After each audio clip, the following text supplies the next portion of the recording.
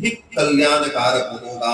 Sanjay watch, रणभूमि में शोक से उद्विग्न मन वाले अर्जुन इस प्रकार कहकर वान सहित धनुष को त्याग कर रथ के पिछले भाग में बैठ गए।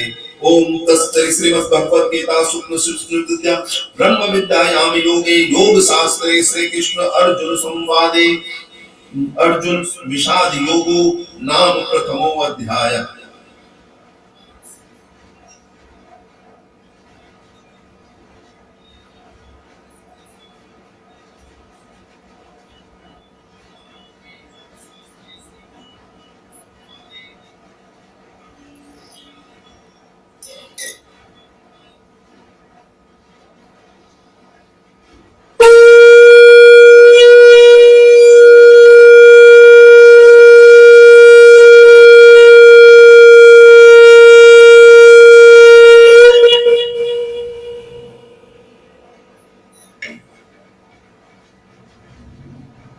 द्वितीयोऽध्याय। संजय उवाच, संजय बोले, उस प्रकार करुणा से व्याप्त आंसुओं से पूर्ण तथा व्याकुल नेत्रों वाले शोक युक्त उस अर्जुन के प्रति भगवान मधुसूदन ने यह वचन कहा। श्री भगवान उवाच, हे अर्जुन, तुझे इस असमय में यह मोह किस हेतु से प्राप्त हुआ? क्योंकि न तो यह श्रेष्ठ पुरुषों द्वारा आचरित है, न स्वर्ग को देने वाला है, न ही कीर्ति को करने वाला ही है। इसलिए हे अर्जुन, नपुंसकता को मत प्राप्त हो, तुझ में यह उचित नहीं जान पड़ती। हे परम तप हृदय को तुच्छ दुर्बलता को त्याग कर युद्ध के लिए खड़ा हो जा। अर्जुन वाचा, अर्जुन बोले, हे मधुसूदन, मैं रणभूमि में किस प्रकार बाणों से भीष्म पितामह और द्रोणाचार्य के विरुद्ध लड़ूंगा? क्योंकि हे हरिसूदन, ये दोनों ही पूजनीय हैं। इसलिए इन महानुभाव गुरुजनों को न मार कर मैं इस लोक में भिक्षा का अन्न खाना भी कल्याणकारक समझता हूँ। क्योंकि गुरुजनों को मारकर भी इस लोक में रुधिर से सने हुए और काम रूप भोगों को ही तो भोगूंगा। हम यह भी नहीं जानते कि यह हमारे लिए यह युद्ध करना और न करना इन दोनों में से कौन सा श्रेष्ठ है, अथवा यह भी नहीं जानते कि उन्हें हम जीतेंगे या हमको वे जीतेंगे। और जिनको मारकर हम जीना भी नहीं चाहते, वे ही हमारे आत्मीय धृतराष्ट्र के पुत्र हमारे मुकाबले में खड़े हैं। इसलिए कार्यता रूप दोष से उपहत हुए स्वभाव वाला और धर्म के विषय में मोहित चित्त हुआ मैं आपसे पूछता हूँ, जो साधन निश्चित कल्याणकारक हो वह मेरे लिए कहिए, क्योंकि मैं आपका शिष्य हूँ। इसलिए आपके शरण हुए मुझको दीक्षा दीजिए। क्योंकि भूमि में निष्कंटक धन्य धान्य संपन्न राज्य को और देवताओं के स्वामीपन को प्राप्त होकर भी मैं उस उपाय को नहीं देखता हूँ जो मेरी इंद्रियों को सुखाने वाले शोक को दूर कर सके। संजय वाचा, हे राजन, निद्रा को जीतने वाले अर्जुन अंतर्यामी श्री कृष्ण महाराज के प्रति इस प्रकार कहकर फिर श्री गोविंद भगवान से युद्ध नहीं करूंगा यह स्पष्ट कहकर चुप हो गए। हे भरतवंशी धृतराष्ट्र अंतर्यामी श्री कृष्ण महाराज दोनों सेनाओं के बीच में शोक करते हुए उस अर्जुन को हंसते हुए से वचन बोले। श्री भगवान वाचा, श्री भगवान बोले, हे अर्जुन, तू न शोक करने योग्य मनुष्यों के लिए शोक करता है और पंडितों के से वचनों को कहता है, परंतु जिनके प्राण चले गए हैं उनके लिए और जिनके प्राण नहीं गए हैं उनके लिए भी पंडित जन शोक नहीं करते हैं। न तो ऐसा ही है कि मैं किसी काल में नहीं था, तू नहीं था, अथवा ये राजा लोग नहीं थे, और न ऐसा ही है कि इससे आगे हम सब नहीं रहेंगे। जैसे जीवात्मा की इस देह में बालकपन, जवानी, वृद्धावस्था होती है, वैसे ही अन्य शरीर की प्राप्ति होती है। उस विषय में धीर पुरुष मोहित नहीं होता है। हे कुंती पुत्र, सर्दी, गर्मी, सुख दुख को देने वाले इंद्रिय और विश्वों के संजोग तो उत्पन्न विनाशशील अनित्य है। इसलिए हे भरत, उनको तू सहन कर, क्योंकि हे पुष्ट श्रेष्ठ, सुख दुख को समान समझने वाले जिस धीर पुरुष को इंद्रिय और विषयों के संजोग व्याकुल नहीं करते हैं, वह मोक्ष योग्य होता है। असत्य वस्तुओं को सत्ता नहीं होती है और सत्य का अभाव नहीं है। इस प्रकार इन दोनों ही तत्व ज्ञानी पुरुषों द्वारा देखा गया है। नाश रहित तू उसको जान, जिससे यह संपूर्ण जगत दृश्य वर्ग व्याप्त है। उस अविनाशी का विनाश करने के कोई भी सामर्थ्य नहीं है। इस नाश रहित अपने नित्य स्वरूप जीवात्मा के ये सब शरीर नाशवान कहे गए हैं। इसलिए हे भरतवंशी अर्जुन, तू युद्ध कर, और इस आत्मा को मरने वाला समझता है अथवा इसको मरा मानता है, वे दोनों ही नहीं जानते, क्योंकि यह आत्मा वास्तव में न तो किसी को मारता है और न ही किसी के द्वारा मारा जाता है। यह आत्मा किसी काल में न तो जन्मता है और न ही मरता ही है, तथा यह उत्पन्न होकर फिर होने वाला ही है, क्योंकि यह अजन्मा, नित्य, सनातन और पुरातन है। शरीर के मर जाने पर भी यह नहीं मारा जाता। हे प्रथापुत्र अर्जुन, जो पुरुष इस आत्मा को नाश रहित, नित्य, अजन्मा और अभव्य जानता है, वह पुरुष कैसे किस किस को मरवाता है और किसे कैसे किसको मारता है। जैसे मनुष्य पुराने वस्त्रों को त्याग कर दूसरे नए वस्त्रों को धारण करता है, वैसे ही जीवात्मा पुराने शरीर को त्याग कर दूसरे नए शरीर को प्राप्त होती है। इस आत्मा को शस्त्र नहीं काट सकते, इसको आग नहीं जला सकती, इसको जल नहीं गला सकता और वायु नहीं सुखा सकती, क्योंकि यह आत्मा छेद्य है, यह आत्मा दाह्य है, यह अक्लेद्य है और निसंदेह अशोष्य है, तथा यह आत्मा नित्य, सर्वव्यापी, अचल, स्थिर रहने वाले सनातन है। यह आत्मा व्यक्त है, यह आत्मा चिंत्य है, यह आत्मा विकार रहित कही जाती है। इससे हे अर्जुन, इस आत्मा को उपयुक्त प्रकार से जानकर तू शोक करने के योग्य नहीं है, अर्थात तुझे शोक नहीं करना उचित नहीं है। किंतु यदि तू इस आत्मा को सदा जन्मने वाला तथा सदा मरने वाला मानता है, तो भी ये महाभाव तू इस प्रकार शोक करने के योग्य नहीं है, क्योंकि इस मान्यता के अनुसार जन्मे हुए की मृत्यु निश्चित है और मरे हुए का जन्म भी निश्चित है। इससे भी इस बिना उपाय वाले विषय में तू शोक करने के योग्य नहीं है। हे अर्जुन, संपूर्ण प्राणी जन्म से पहले अप्रकट थे और मरने के बाद भी अप्रकट हो जाने वाले हैं, केवल बीच में ही प्रकट होते हैं। फिर ऐसी स्थिति में क्या शोक करना। कोई एक पुरुष ही इस आत्मा को आश्चर्य की भांति देखता है और वैसे ही दूसरा कोई महापुरुष ही इसके तत्व का आश्चर्य की भांति वर्णन करता है, तथा दूसरा कोई अधिकारी पुरुष ही इसे आश्चर्य की भांति सुनता है और कोई कोई तो सुनकर भी इसको नहीं जानता है। हे अर्जुन, इस आत्मा सब में, सबके शरीर में सदा ही अवध्य है।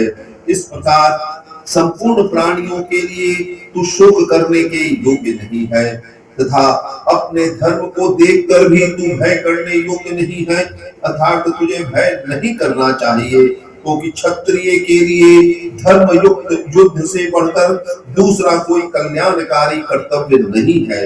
हे पार्थ, अपने आप प्राप्त हुए और खुले हुए स्वर्ग के द्वार रूप इस प्रकार के युद्ध को भाग्यवान क्षत्रिय ही लोग पाते हैं। किंतु यदि तू इस धर्म युक्त युद्ध को नहीं करेगा, तो स्वधर्म और कीर्ति को खोकर पाप को प्राप्त होगा, तथा सब लोग तेरी बहुत काल तक रहने वाली अपकीर्ति का भी कथन करेंगे। और माननीय पुरुषों के लिए अपकीर्ति मरण से भी बढ़कर है, और जिनकी दृष्टि में तू पहले बहुत सम्मानित होकर अब लघुता को प्राप्त होगा। वे महारथी लोग तुझे भय के कारण युद्ध से हटा हुआ मानेंगे। तेरे वैरी लोग तेरे सामर्थ्य की निंदा करते हुए तुझे बहुत से न कहने योग्य वचन भी कहेंगे। उससे अधिक दुख और क्या होगा? या तू युद्ध में मारा जाकर स्वर्ग को प्राप्त होगा अथवा संग्राम में जीतकर पृथ्वी का राज्य भोगेगा। इस कारण हे अर्जुन, तू युद्ध के लिए निश्चित करके खड़ा हो जा। जय पराजय, लाभ हानि, सुख दुख का समान समझकर उसके बाद युद्ध के लिए तैयार हो जा। इस प्रकार युद्ध करने से तू पाप को नहीं प्राप्त होगा। हे पार्थ, यह बुद्धि तेरे लिए ज्ञान योग के विषय में कही गई है। अब तू इसको कर्म योग विषय में सुन।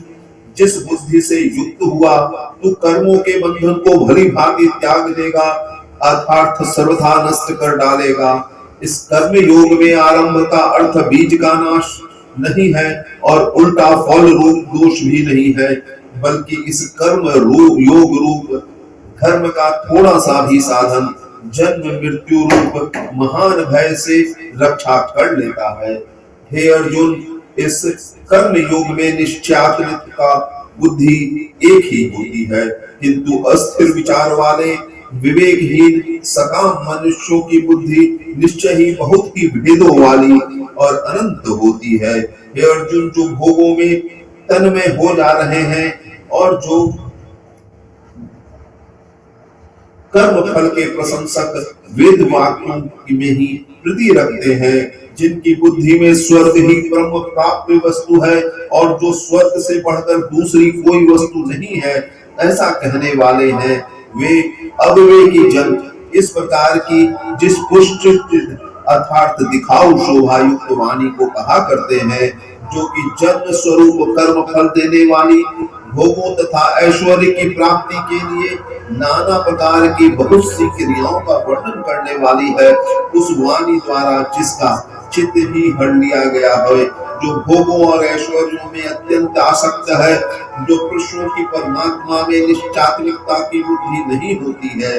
हे अर्जुन, वेद उपयुक्त प्रकार से तीन गुणों में कार्यरत समस्त भोगों और उन साधनों का प्रतिपादन करने वाले हैं, इसलिए तू उन भोगों और उनके साधनों में आसक्तिहीन हर्ष शोक आदि द्वंद्वों से रहित नित्य वस्तु परमात्मा में स्थित योग क्षेम को न चाहने वाला और स्वाधीन अंतःकरण वाला हो।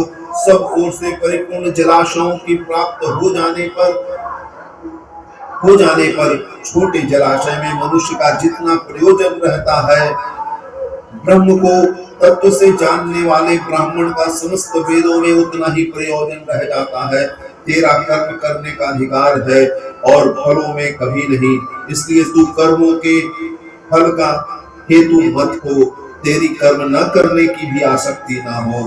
हे धनंजय, तू आसक्ति को त्याग कर तथा सिद्धि और असिद्धि में समान बुद्धि वाला होकर योग में स्थित हुआ कर्तव्य कर्मों को कर, समत्व ही योग कहलाता है। इस समत्व रूप बुद्धि योग का सकाम कर्म अत्यंत ही निम्न श्रेणी का है। इसलिए हे धनंजय, तू समबुद्धि में ही रक्षा का उपाय ढूंढ अर्थात बुद्धि योग का ही आश्रय ग्रहण कर, क्योंकि फल हेतु बनने वाले अत्यंत दीन है। समबुद्धि युक्त पुरुष पुण्य एवं पाप दोनों ही इस लोगों को त्याग देता है अर्थात उनसे मुक्त हो जाता है। इससे तू समत्व रूप योग में लग जा। यह समत्व रूप योग ही कर्मों की कुशलता है अर्थात कर्म बंधन से छूटने का उपाय है, क्योंकि समबुद्धि से युक्त ज्ञानी जन कर्मों से उत्पन्न होने वाले फल को त्याग कर जन्म रूप बंधन से मुक्त हो निर्विकार ब्रह्म पद को प्राप्त हो जाते हैं। जिस काल में तेरी बुद्धि मोह रूप दलदल को भली भांति पार कर जाएगी, उस समय तू सुने हुए और सुनने में आने वाले इस लोक और परलोक संबंधी सभी भोगों को वैराग्य को प्राप्त हो जाएगा। भांति भांति के वचनों को सुनने से विचलित हुई तेरी बुद्धि जब परमात्मा में अचल और स्थिर रह जाएगी, तब तू योग को प्राप्त हो जाएगा, अर्थात तेरा परमात्मा में नित्य संयोग हो जाएगा। अर्जुन उवाच, हे केशव, समाधि में स्थित परमात्मा को प्राप्त हुए स्थिर बुद्धि पुरुष का क्या लक्षण है? वह स्थिर बुद्धि पुरुष कैसे बोलता है, कैसे बैठता है और कैसे चलता है? श्री भगवान उवाच, हे अर्जुन, जिस काल में यह पुरुष मन में स्थित संपूर्ण कामनाओं को भली भांति त्याग देता है और आत्मा में ही संतुष्ट रहता है, उस काल में वह स्थित प्रज्ञ कहा गया है। दुखों की प्राप्ति होने पर जिसके मन में उद्वेग नहीं होता, सुखों की प्राप्ति पर जो सर्वथा निष्प्रिय है तथा जिसके राग भय और क्रोध नष्ट हो गए हैं, ऐसा मुनि स्थिर बुद्धि कहा जाता है। जो पुरुष सर्वत्र स्नेह रहित हुआ, उस शुभ या अशुभ वस्तुओं को प्राप्त होकर न प्रसन्न होता है न द्वेष करता है, उसकी बुद्धि स्थिर है। और कछुआ सब ओर से अपने अंगों को जैसे समेट लेता है, वैसे ही जब यह पुरुष इंद्रियों के विषयों में इंद्रियों को सब प्रकार से हटा लेता है, तब उसकी बुद्धि स्थिर है, ऐसा समझना चाहिए। इंद्रियों के द्वारा विषयों को ग्रहण न करने वाले पुरुषों के लिए भी केवल विषय ही निवृत्त हो जाते हैं, परंतु उसमें रहने वाली आसक्ति निवृत्त नहीं होती है। इस स्थिर प्रज्ञ पुरुष की तो आसक्ति भी परमात्मा का साक्षात्कार करके निवृत्त हो जाती है। हे अर्जुन, आसक्ति का नाश न होने के कारण यह प्रमंथन स्वभाव वाली इंद्रियां यत्न करते हुए बुद्धिमान पुरुष को मन को बलात् हर लेती हैं। इसलिए साधक को चाहिए कि वह संपूर्ण इंद्रियों को वश में करके समाहित चित्त हुआ मेरे परायण होकर ध्यान में बैठे, क्योंकि जिस पुरुष की इंद्रियां वश में होती हैं, उसी की बुद्धि स्थिर हो जाती है। विषयों का चिंतन करने वाले पुरुष की उन विषयों में आसक्ति हो जाती है। आसक्ति से उन विषयों की कामना उत्पन्न होती है और कामनाओं में विघ्न पड़ने से क्रोध उत्पन्न होता है। क्रोध से अत्यंत मूढ़ स्वभाव उत्पन्न हो जाता है। मूढ़ भाव से स्मृतियां भ्रमित हो जाती हैं और स्मृतियों के भ्रमित हो जाने से बुद्धि अर्थात ज्ञान शक्ति का नाश हो जाता है और बुद्धि का नाश हो जाने से यह पुरुष अपनी स्थिति से गिर जाता है, परंतु अपने अधीन किए हुए अंतःकरण वाला साधक अपने वश में किए हुए राग द्वेष रहित इंद्रियों द्वारा विश्व में विचरण करता हुआ अंतःकरण की प्रसन्नता को प्राप्त होता है। अंतःकरण की प्रसन्नता होने पर इसके संपूर्ण दुखों का अभाव हो जाता है और उस प्रसन्न चित्त वाले कर्म योगी की बुद्धि शीघ्र ही सब ओर से हटकर एक परमात्मा में भली भांति स्थिर हो जाती है। न जीते हुए मन और इंद्रिय वाले पुरुष के निश्चयात्मकता बुद्धि नहीं होती है और उस अयुक्त मनुष्य के अंतःकरण में भावना की भी नहीं होती है और भावहीन मनुष्य को शांति नहीं मिलती है।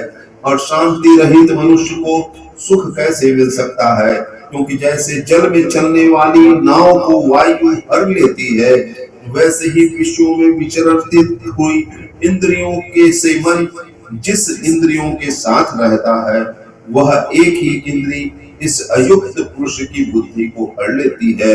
इसलिए हे महाबाहो, जिस पुरुष की इंद्रियों के विषयों में सब प्रकार निग्रह की हुई है, उसी की बुद्धि स्थिर है।